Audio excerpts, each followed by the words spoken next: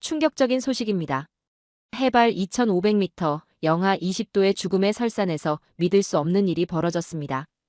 기상 악화로 구조 불가능. 전원 사망했을 가능성 높습니다. 전 세계 최강 특수부대원들이 절망에 빠진 그 순간, 단 하나의 부대가 살인적인 폭풍 속으로 몸을 던졌습니다. 그 속에서 벌어진 예측 불가한 사건, 그리고 91세 미군 참전 용사가 눈물로 전한 충격적인 이야기까지. 도대체 그곳에서 무슨 일이 일어난 걸까요?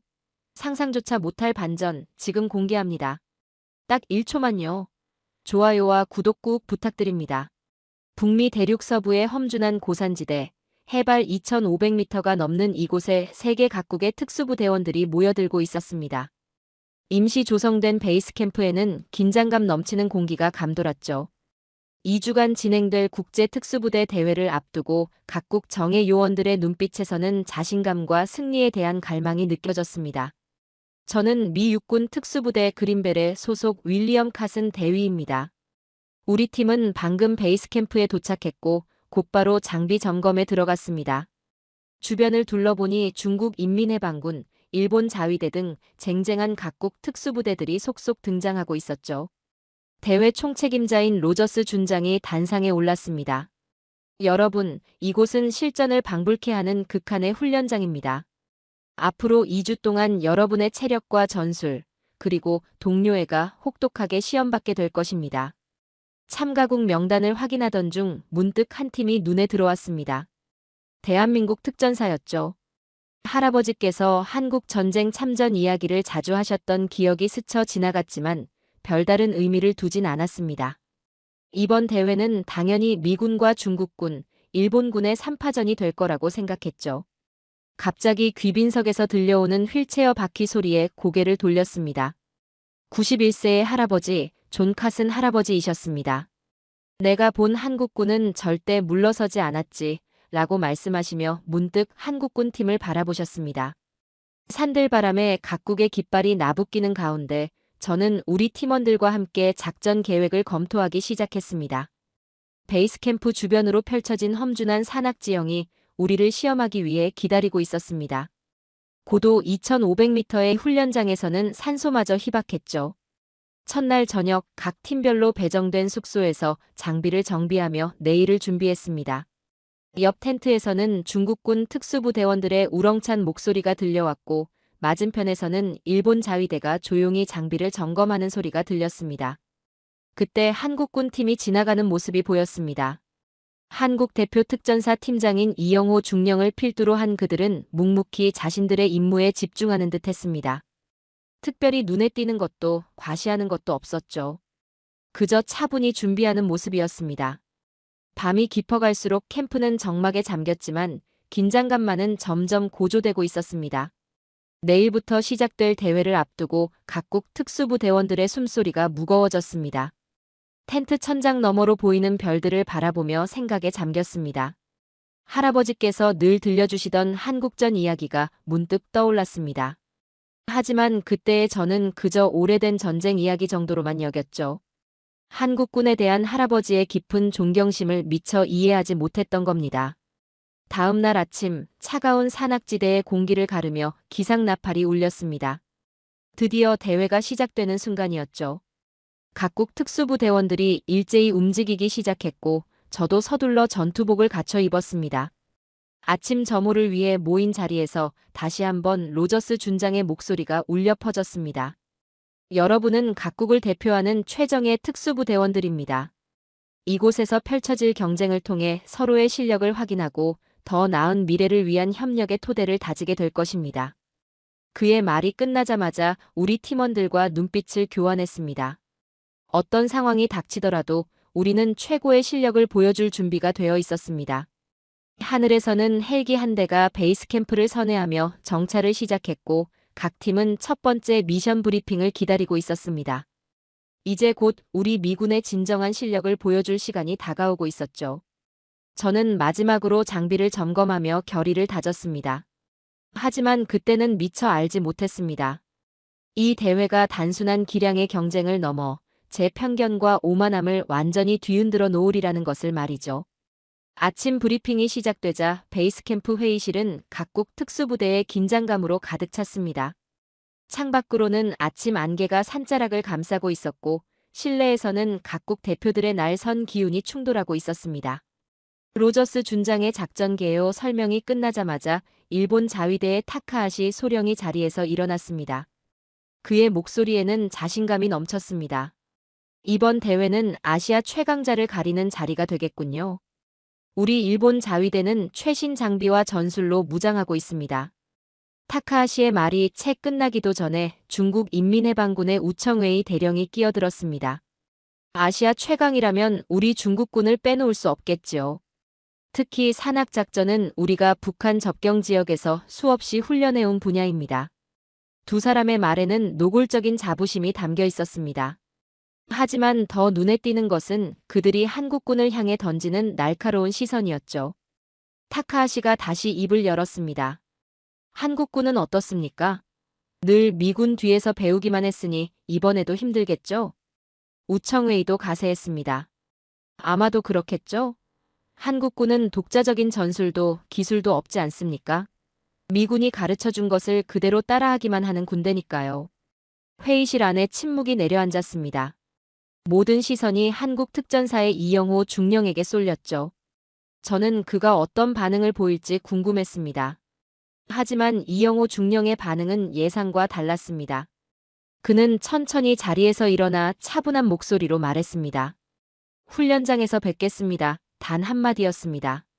그리고는 다시 자리에 앉아 조용히 자신의 작전 계획을 검토하기 시작했죠. 의외의 반응에 회의실 안의 공기가 미묘하게 변했습니다. 타카하시와 우청웨이는 여전히 승리를 장담하는 말을 주고받았지만 한국군의 침착한 태도가 오히려 그들의 도발을 무력화시키는 듯했습니다. 저는 문득 이영호 중령의 모습이 눈에 들어왔습니다. 그의 표정에서는 어떤 동요도 찾아볼 수 없었죠. 오히려 더 깊은 자신감 같은 것이 느껴졌습니다. 주변의 시선이나 평가에 흔들리지 않는 내공이 느껴지는 침착함이었습니다. 로저스 준장은 이 모든 광경을 지켜보며 작은 미소를 지었습니다. 미군과 중국군, 일본군의 경쟁이 볼만하겠군. 한국은 조용히 중간쯤에서 만족하겠지. 귀빈석에 계시던 할아버지의 휠체어가 갑자기 움직이는 소리가 들렸습니다. 존 카슨 할아버지는 이영호 중령의 팀을 바라보며 깊은 생각에 잠겨 있었습니다. 과거 전우들의 모습이 떠오르는군. 할아버지의 중얼거림이 제 귓가에 맴돌았습니다. 브리핑이 끝나고 각 팀이 훈련 준비를 위해 자리를 옮기는 동안 저는 계속해서 한국군 팀을 지켜보았습니다. 그들의 움직임에는 군더더기가 없었고 모든 동작이 목적성 있어 보였습니다. 왜인지 모르게 그들의 모습에서 눈을 뗄 수 없었죠. 타카하시와 우청웨이는 여전히 큰 소리로 이야기를 나누고 있었지만 한국군 팀은 마치 그들의 존재도 모르는 듯 묵묵히 자신들의 일에 집중했습니다. 첫 번째 미션 시작까지는 아직 몇 시간이 남아 있었습니다. 각 팀은 장비를 점검하고 작전을 검토하느라 분주했죠. 할아버지께서는 여전히 한국군 팀이 있는 방향을 바라보고 계셨습니다. 그분의 시선에는 제가 아직 이해하지 못하는 무언가가 담겨 있었고 마치 70년 전의 기억이 현재와 겹쳐지는 듯한 깊은 감회가 느껴졌죠. 우리 팀원 중 한 명이 다가와 물었습니다. 대위님, 한국군 별거 아닌 것 같죠? 하지만 저는 곧바로 대답하지 못했습니다. 첫 번째 미션의 시작이 다가오면서 베이스캠프 전체가 긴장감으로 달아올랐습니다. 각국 특수부 대원들의 발걸음이 분주해졌고 무전기에서는 끊임없이 준비 상황이 오갔습니다. 로저스 준장이 첫 번째 미션 브리핑을 시작했습니다. 적 세력이 이 산악지대에 은신해 있습니다. 여러분의 임무는 적진의 침투에 통신 장비를 확보한 뒤 안전하게 귀환하는 것입니다. 브리핑 룸의 스크린에는 지형도가 떠올랐습니다. 해발 2,500m가 넘는 고지대에서 이루어질 침투 작전이었죠. 제한 시간은 4시간. 그 안에 목표물을 찾아 돌아와야 했습니다. 일본 자위대가 첫 주자로 나섰습니다. 타카하시 소령의 팀은 빠른 속도로 출발했습니다. 하지만 고도가 높아질수록 그들의 움직임이 둔해지기 시작했습니다. 결국 목표물은 확보했지만 귀환 과정에서 체력이 고갈되어 제한 시간을 훌쩍 넘기고 말았죠. 우청웨이가 이끄는 중국군 팀은 달랐습니다. 그들은 위험천만한 빙벽을 타고 직선으로 돌진했습니다. 눈사태 위험구역도 아랑곳하지 않았죠. 놀라운 속도로 임무를 완수했지만 로저스 준장은 고개를 저었습니다. 안전 프로토콜을 무시했고 실전이었다면 팀원 전체가 위험했을 겁니다. 우리 팀의 차례가 왔습니다. 저는 최대한 효율적인 경로를 선택했습니다. 고도를 조금씩 높이면서 적절한 휴식을 취했죠. 목표물 탈취도 완벽했고 귀환도 무난히 성공했습니다. 로저스 준장은 만족스러운 표정을 지으며 말했죠. 상위권 점수를 기대해도 좋겠군요. 마지막으로 한국군 특전사의 차례였습니다. 이영호 중령의 팀이 출발선에 섰을 때 타카하시와 우청웨이는 여전히 비웃음을 띠고 있었습니다. 저렇게 느린 출발로는 시간 안에 돌아오기는 글렀겠는걸. 하지만 곧 그 비웃음은 의아한 표정으로 바뀌었습니다. 한국군 팀의 움직임에는 군더더기가 없었습니다. 그들은 마치 수백 번이나 이 지형을 탐사한 것처럼 지형 지물을 완벽하게 활용했습니다. 급경사에서도 험한 바위밭에서도 흔들림이 없었죠. 특히 인상적이었던 것은 그들의 호흡이었습니다. 다른 팀들이 고도가 높아질수록 헐떡거렸던 것과 달리 한국군 팀은 처음부터 끝까지 안정된 페이스를 유지했습니다. 마치 평지를 걷듯 자연스러웠죠. 목표 지점에 도달한 그들은 통신 장비를 확보하는 데 그치지 않았습니다. 주변을 샅샅이 수색하더니 다른 팀들이 놓친 은폐된 적 장비까지 추가로 발견했습니다. 그것도 제한 시간을 가장 여유 있게 남기고서 말이죠. 로저스 준장의 표정이 변했습니다. 놀랍군요. 이건 단순한 훈련으로 나오는 게 아닙니다. 수백 시간의 실전 경험이 없었다면 불가능한 수준입니다.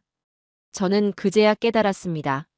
한국군 특전사의 움직임에는 과시가 없었습니다. 오직 임무 완수를 위한 효율성만이 있었죠. 할아버지께서 휠체어에서 일어나려 하셨습니다. 간호병이 말렸지만 할아버지의 눈빛은 젊은 시절로 돌아간 듯 빛났습니다. 내가 말했지. 한국군 결코 만만치 않다고. 타카하시와 우청웨이는 말없이 자리를 떴습니다. 그들의 오만함이 처음으로 흔들리는 순간이었죠. 하지만 이것은 시작에 불과했다는 걸 그때는 미처 알지 못했습니다. 그날 저녁 베이스 캠프에서는 각 팀의 성과를 분석하는 회의가 열렸습니다. 한국군의 움직임을 프레임별로 분석하는 동안 전문가들의 감탄이 이어졌습니다. 이건 교과서적인 산악 작전입니다. 아니, 교과서보다 더 완벽하군요. 우리 팀원들과 저녁 식사를 하면서 이영호 중령의 팀 이야기가 나왔습니다. 대위님, 한국군이 생각보다 대단하던데요? 저는 고개를 끄덕였습니다. 더 이상 그들을 과소평가할 수 없다는 걸 직감했기 때문이었죠. 밤이 깊어갈수록 베이스 캠프는 고요해졌지만 각 팀의 숙소에서는 불빛이 새어나왔습니다. 모두가 다음 미션을 준비하느라 분주했죠. 특히 일본과 중국 팀의 텐트에서는 평소보다 늦게까지 불빛이 꺼지지 않았습니다. 저는 작전 일지를 정리하면서 오늘의 한국군 영상을 반복해서 봤습니다. 그들의 움직임에는 분명 특별한 무언가가 있었습니다. 단순한 기술이나 체력의 문제가 아닌 더 깊은 어떤 것 말입니다. 아침 브리핑룸은 전날과는 다른 긴장감이 감돌았습니다. 첫 번째 미션에서 한국군이 보여준 예상 밖의 실력이 모두의 마음가짐을 바꿔놓은 것이었죠. 로저스 준장이 두 번째 미션을 설명하기 시작했습니다. 이번 미션은 고지대에서 조난당한 아군 분대를 구조하고 안전하게 탈출하는 것입니다.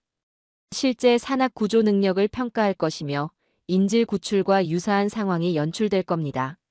스크린에는 복잡한 지형도가 떴습니다. 적군의 감시를 피해 조난자들을 구출하고 안전지대까지 이동해야 했습니다. 총격전이나 폭탄은 없었지만 등산 장비와 구명 로프, 응급처치 능력이 시험대에 오를 터였습니다. 우청웨이가 먼저 입을 열었습니다. 산악구조라면 우리 인민해방군이 최고지요. 티베트 고원에서 수없이 훈련했으니까요. 그의 말에 타카하시도 가세했습니다. 구조라면 최신 장비를 갖춘 우리가 유리하겠죠. 한국군처럼 구식 장비로는 어림없을 텐데요. 하지만 이영호 중령의 표정은 흔들림이 없었습니다. 그의 팀은 묵묵히 장비를 점검하고 있었죠. 로프를 확인하고 응급키트를 살피는 그들의 동작은 마치 실전에서 수없이 해온 것처럼 자연스러웠습니다. 저는 문득 궁금증이 들었습니다. 한국군 특전사는 실제 구조작전 경험이 많습니까? 옆자리의 정보장교가 대답했습니다. 네, 국내 산악 지형에서 민간인 구조작전을 자주 수행한다고 합니다. 전투 훈련만큼이나 구조 훈련도 중요시한다더군요. 미션이 시작되었습니다. 각 팀은 30분 간격으로 출발했습니다. 일본 팀이 가장 먼저 출발했고 이어서 중국, 우리 팀, 그리고 마지막으로 한국군이 출발선에 섰습니다. 저는 우리 팀을 이끌고 신중하게 전진했습니다. 조난자 역할을 맡은 현지 등반가들은 위험한 빙벽 근처에 위치해 있었죠. 접근하기가 쉽지 않았습니다. 게다가 강풍이 불어와 시야마저 제한됐습니다. 통신기를 통해 각 팀의 상황이 들려왔습니다. 일본 팀은 최신 장비를 활용해 빠르게 접근했지만 구조 과정에서 시간이 지체되고 있었습니다. 중국 팀은 무리한 돌파를 시도하다 오히려 위험한 상황을 만들었다는 보고가 들려왔죠. 우리 팀도 쉽지 않았습니다. 빙벽을 우회하는 과정에서 예상보다 많은 시간이 소요됐고 조난자를 안전하게 이송하는 과정도 만만치 않았습니다. 결국 기준 시간을 조금 넘기고 말았죠. 마지막 주자인 한국군의 움직임이 관제 스크린에 잡혔습니다. 그들의 접근 방식은 달랐습니다. 무전교신 내용도 특이했죠. 바람 방향 확인, 눈사태 위험 구간 파악, 대피로 3개 확보. 마치 실제 구조 현장의 프로토콜을 그대로 따르는 것 같았습니다. 이영호 중령의 목소리가 무전기에서 흘러나왔습니다. 조난자 상태 확인. 체온 저하 우려. 보온포 준비하고 응급처치 키트 꺼내주십시오. 그의 지시는 마치 실전에서 다듬어진 것처럼 명확했습니다. 관제실의 전문가들이 놀란 눈으로 화면을 지켜보았습니다. 저건 우리 구조대에서도 쓰는 프로토콜인데 어떻게 저렇게 완벽하게 알고 있지? 로저스 준장도 고개를 끄덕였습니다. 한국군 팀은 조난자들을 구조한 후 놀라운 판단력을 보여줬습니다. 그들은 하강 도중 기상 변화를 감지하고 즉시 루트를 변경했습니다. 나중에 알고 보니 원래 경로에는 작은 눈사태가 발생했다고 합니다. 실전 경험에서 우러나온 직감이었던 거죠. 미션이 끝난 후 평가회의장은 한국군에 대한 찬사로 가득했습니다. 구조 전문가들은 그들의 작전 수행이 마치 실제 구조대의 모습과 같다고 평가했죠. 단순한 군사훈련이 아닌 인명구조에 대한 진정성이 느껴졌다는 평가였습니다. 타카하시와 우청웨이는 더 이상 한국군을 비웃지 않았습니다. 오히려 그들의 장비 정리 방식을 유심히 관찰하는 모습이었죠. 한국군이 보여준 전문성은 이제 무시할 수 없는 수준이었습니다. 밤이 되어 각 팀이 숙소로 돌아갈 때였습니다. 한국군 팀의 막사에서 불빛이 새어나왔습니다. 그들은 아직도 장비를 점검하고 다음 미션을 준비하고 있었습니다. 저는 그제야 깨달았습니다. 이들에게 이번 대회는 과시의 장이 아니었습니다. 그저 또 하나의 실전 임무였을 뿐이었죠. 다음 날 기상 예보는 맑음이었습니다.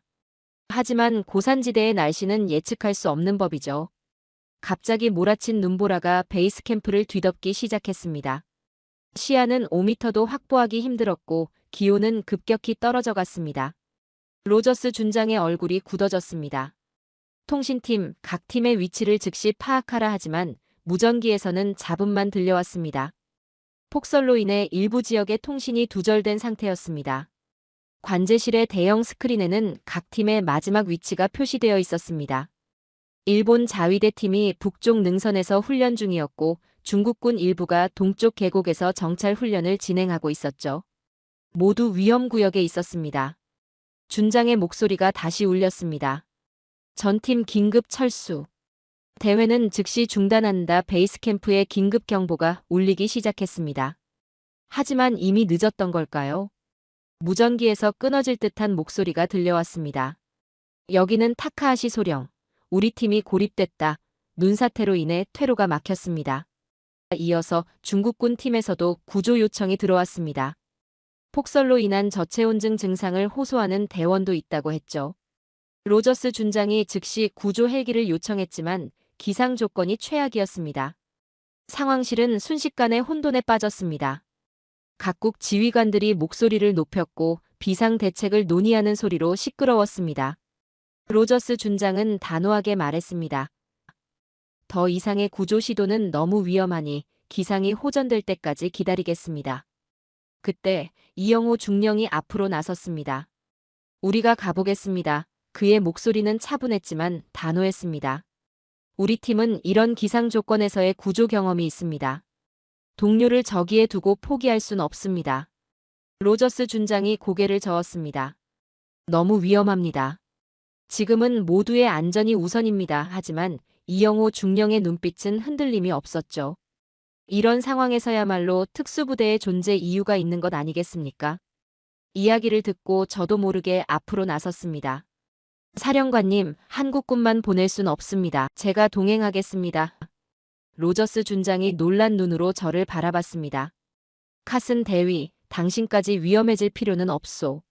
하지만 제 마음은 이미 정해져 있었습니다.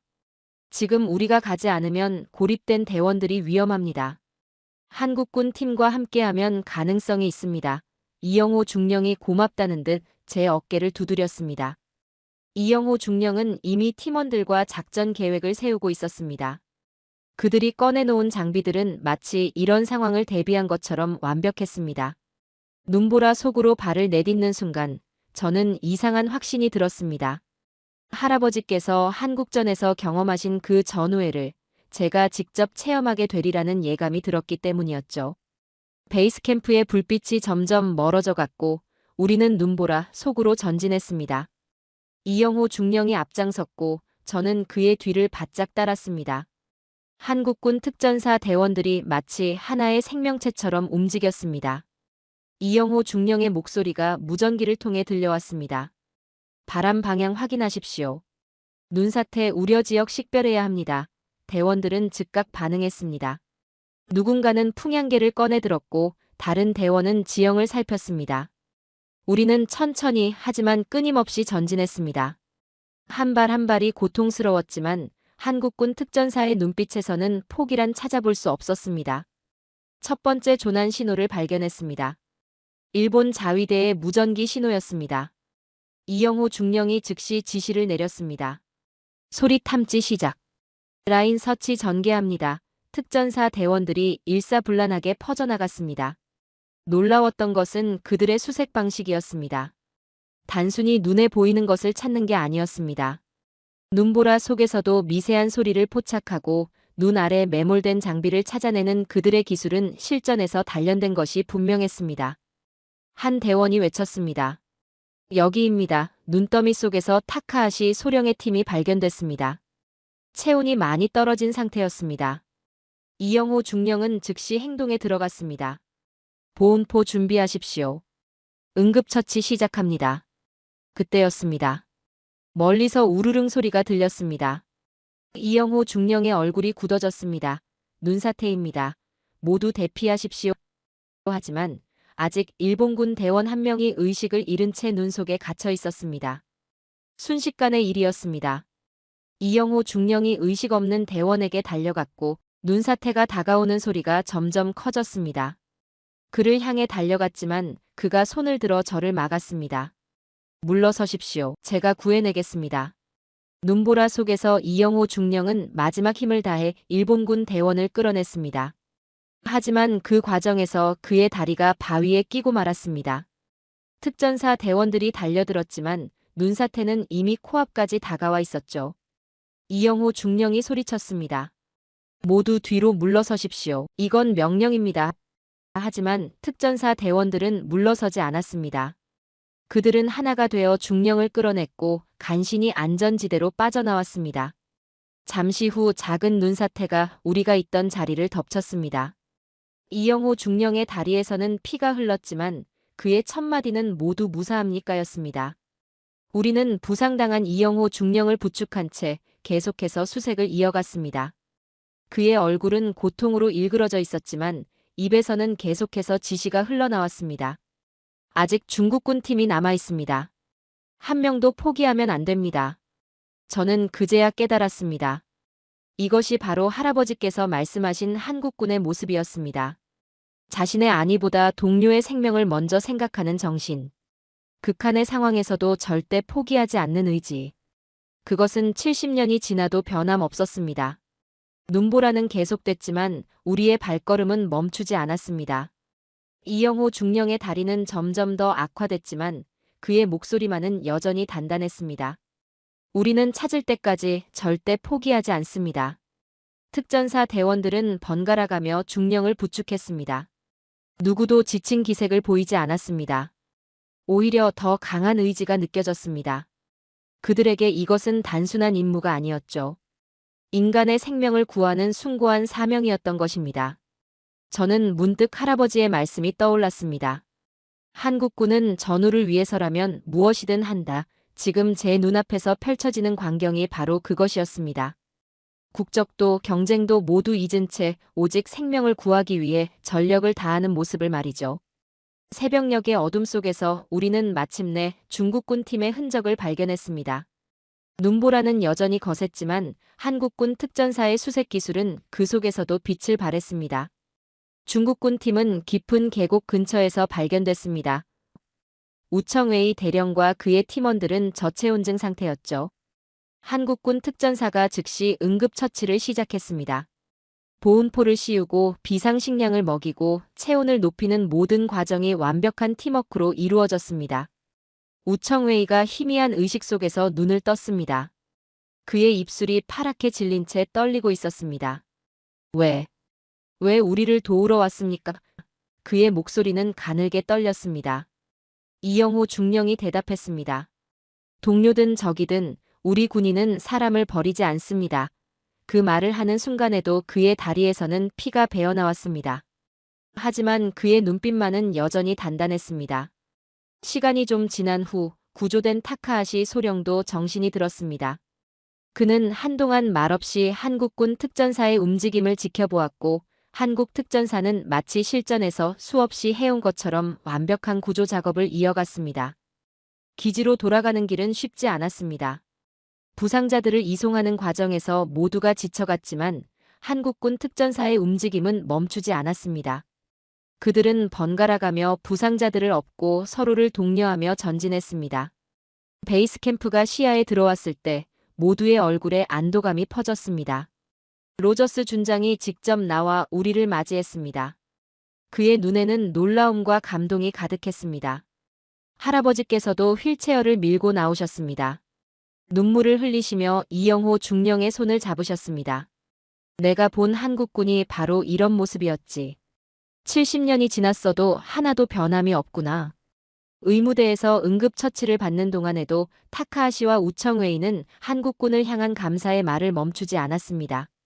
그들의 눈에서는 이전의 오만함이 완전히 사라져 있었고 대신 깊은 존경과 감사의 마음이 담겨 있었죠. 저는 문득 깨달았습니다. 이것이 진정한 강함이구나. 단순한 전투력이나 장비의 우수성이 아닌 인간의 생명을 위해 자신을 희생할 수 있는 용기. 그것이야말로 진정한 군인의 모습이었습니다. 폭설이 그치고 맑은 하늘이 드러났습니다.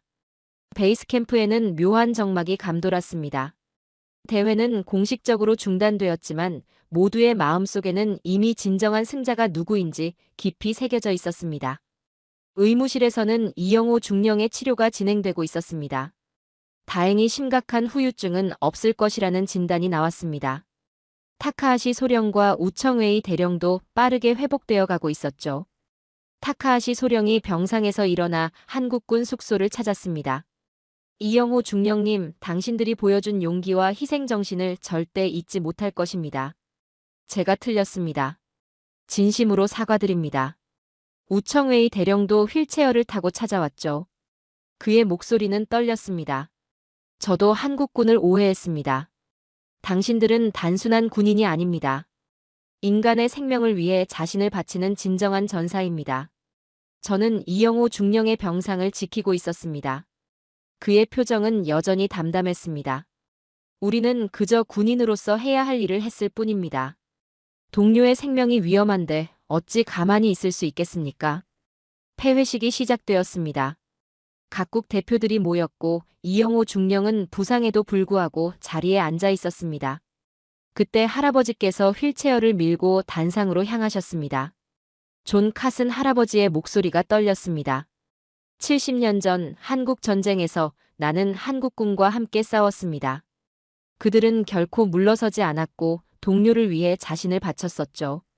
그리고 오늘 그 모습을 다시 보았습니다. 할아버지께서 천천히 상자를 여셨습니다. 그 안에는 반짝이는 훈장이 있었습니다. 이것은 내가 한국 전쟁에서 받은 훈장입니다. 이제 이 훈장은 이영호 중령에게 가야 할 것 같군요. 이영호 중령이 일어서려 했지만 할아버지께서 손을 들어 말리셨습니다. 대신 할아버지께서 휠체어에서 천천히 몸을 일으키셨습니다. 91세의 노구를 이기고 똑바로 서서 이영호 중령의 가슴에 훈장을 달아주셨습니다. 70년 전이나 지금이나 당신들은 똑같이 용감하고 의롭습니다. 이것이 바로 진정한 전우입니다. 할아버지의 눈에서는 눈물이 흘렀습니다. 회의장의 모든 사람들이 자리에서 일어나 경례를 했죠. 몇몇은 눈물도 훔치고 있었습니다. 로저스 준장이 마지막 연설을 했습니다. 이번 대회는 중단되었지만 우리는 더 중요한 것을 배웠습니다. 진정한 특수전 능력이란 개인의 실력보다 지켜야 할 가치를 위해 뛰어드는 용기에서 나온다는 것을 말입니다. 베이스 캠프의 깃발들이 하늘거렸습니다.